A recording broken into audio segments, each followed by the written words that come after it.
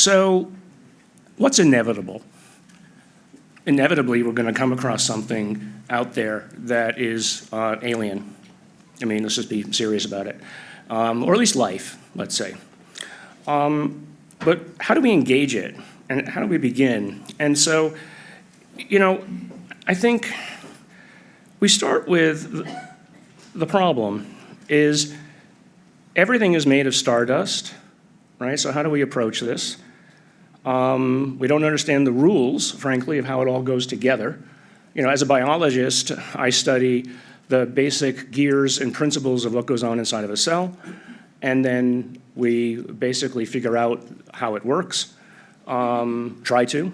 And so I think of potential UAP materials as something that I can approach with the same methodologies that I have with cancer research. It's straightforward. You have to analyze it, but at what level do you analyze it? So, because we don't understand the rules of how it all goes together, are we alone? Right? That started it. That is the reason all of this is here, right? So, let's jump right into it. As you all know, I've been interested in alleged UAP materials. So, how would you analyze materials from a UAP? Well, like I said before, it's you take it apart piece by piece, you try to understand the components, and you try to ask the question, why is this component here next to that component, and what might they be doing with each other? So, but it's not just about that. It was about that there's data out there, that something unusual is observed, and the speakers this morning went over this, and the evidence is collected in a crime scene, and I got interested in it because of this. And so, but as it turned out, some of this evidence appeared to come from UAPs. Is it the steering wheel? Is it their version of a television screen? What is it? What did they leave behind, and why did they leave it behind? Is the question. So how do we analyze it? So, I mean, I won't go into all of this whole slide, but I mean, it's really about using the tools we already have. And I happen to have laboratory tools that allow me to look at metals. I'm not a metallurgist, but I play one on TV. But I had the tools, and I had the interest, and I had a good friend by the name of Jacques Vallée, who brought me some of these materials because he said, hey, let's look at this. One of the best and most widely observed at the time of cases. Multiple observers, et cetera. I won't go through them all, it's not necessary. But a hovering object, and then something seems to slough off and drop to the ground. And some people were like, they were literally only within about 500 or so feet from it. So the police, luckily, were called. And here's one of the observers down here in red, another observer, and this is where they ran to, and what did they find? This is one of the actual original photographs. We have them. It's a big pool of metal that was in the process of cooling. Okay, so how did that get there?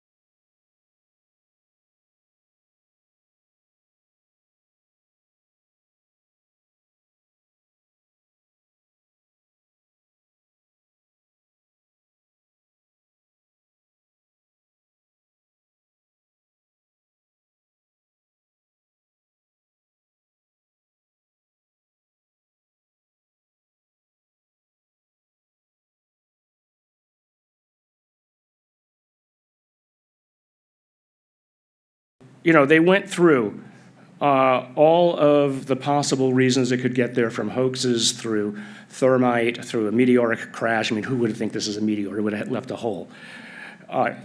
Space debris re-entry, all of these things were dismissed. It's clearly the result of an industrial process. It's not the machine. Maybe it's exhaust, maybe, who knows? We don't know. Can we look deeper? I mean, that's a pretty high, that's from a, you know, a structural analysis point of view, if I'm talking about atomic, you know, machines, can we see smaller? And why would we want to do that? So we went to this instrument. This is atomic probe tomography. And atomic probe tomography is actually a very well-known and used technology, but it's expensive, and there's only a few of them around. But what it does is it literally takes the sample apart atom by atom, about 1,000 atoms a second, and it figures out where the three-dimensional, its three-dimensional placement in that. And what do you get from that? You get a map of where things are. So this is the world's, at least public, first UAP alleged material studied at the atomic level and collected at the atomic level. So this is the Council Bluffs. It's a tiny, tiny thing. I mean, it's like literally 2 or 3 microns cubed, but there's millions of atoms in there.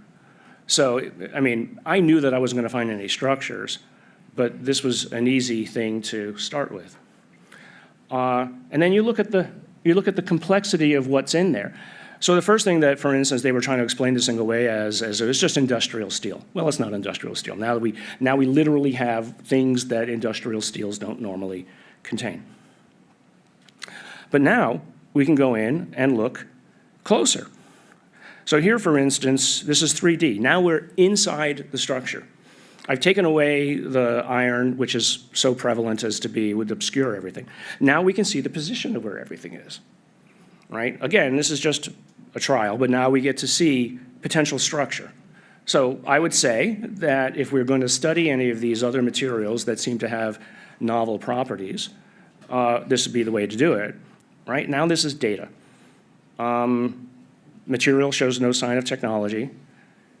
The material is clearly the result of an industrial process, and it was incompletely mixed. Okay, so why? Again, that's the question you ask all the time when you see data. It's like, why? Why would you do it? What could have generated it? And why would you dump it in the middle of a field in a small farming town in Iowa? On the one hand, we have these metals that drop. I have another sample of something from Australia. There's a couple of other events that actually are dropping molten objects. So there's a reason to offload something. Again, I'm speculating. There's a reason to offload something, but every time they do it, it ends up being slightly different.